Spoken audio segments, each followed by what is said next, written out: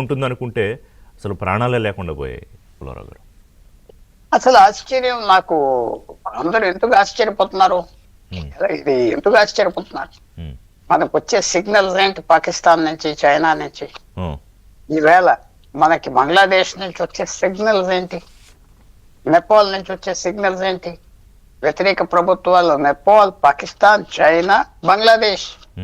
ఇది ఇలాంటివి జరుగుతుంది అనుకోలేదు, ఏమవుతుంది అనుకోలేదు, ఇలాగ అనుకున్నారు. ఇది రోజు జరగటానికి అవకాశం ఉన్నది, రోజు ప్లాన్ చేస్తున్నారు. ఒక ఉగ్రవాది 10 మంది వచ్చేసి చంపేసి వెళ్ళిపోవటానికి వాళ్ళకి డబ్బులు ఇచ్చేస్తారు, వాళ్ళు చచ్చిపోతే వాళ్ళ ఫ్యామిలీస్కి. ఇదంతా పద్ధతిగా జరుగుతుంది పాకిస్తాన్ నుంచి. పాకిస్తాన్ చేస్తారు, చేయపోతున్నారు, ఎందుకు ప్లాన్ చేయలేదు? అక్కడ అంతమంది టూరిస్ట్ ఉంటే ఫస్ట్ ఆఫ్ ఆల్ మన లోపం మనం చూద్దాం. మనం ఎందుకు ఎక్స్పెక్ట్ చేయలేదు? ఇది కళ్ళు మూసుకుని నిద్రపోయారా? అంతే కదా. ఎవరు ఒక్క పోలీస్ రైడే ఆ ప్రాంతంలో అంత వందల మంది టూరిస్ట్ ఉన్న చోట ఏదో రోడ్లు బాగోలేదంటే ఆగే వెళ్ళరా? ఎక్కడున్నారు ఈ ఆర్మీ, పోలీస్? తర్వాత ఇది అన్ఫార్చునేట్ థింగ్ ఏంటంటే ఆ 100 మంది దగ్గర ఒక తుపాకు కూడా లేదు. మన దేశంలో గన్ లాస్ ఎలా ఉన్నాయి?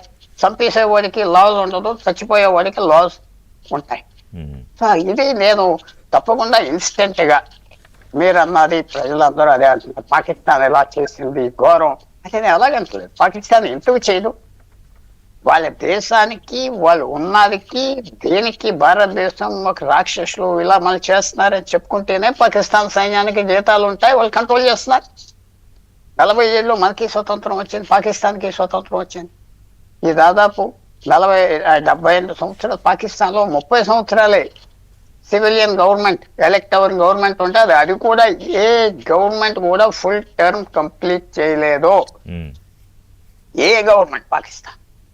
సో మనం ఎక్స్పెక్ట్ చేయాలి, మన ప్రభుత్వం తప్పకుండా ఫెయిల్ అవ్వరే, అది జవాబు చెప్పాలి. వాళ్ళు చేశారు అంటే వాళ్ళు ఎందుకు చేయరు?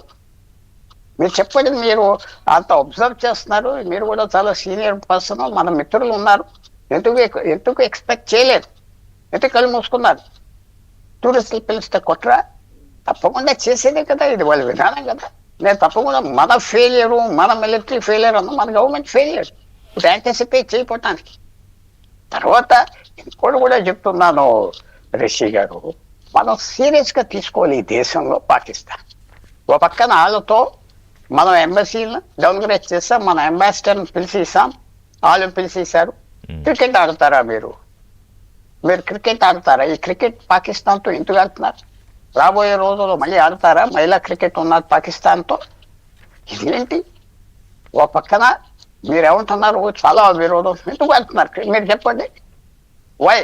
వాళ్ళతో సోషల్, సామాజిక, కల్చరల్, స్పోర్ట్స్ రిలేషన్షిప్స్ ఏంటి?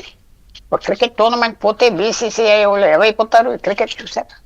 నిన్నటి నుంచి ఒక్క క్రికెటర్ భారతదేశంలో కండెమ్ చేసాడా?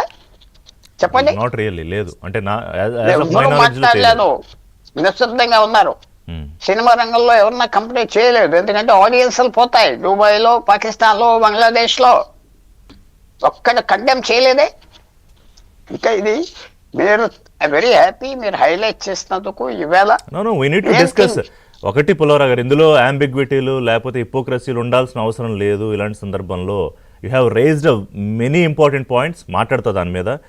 అండ్ రావు గారు, థ్యాంక్ యూ.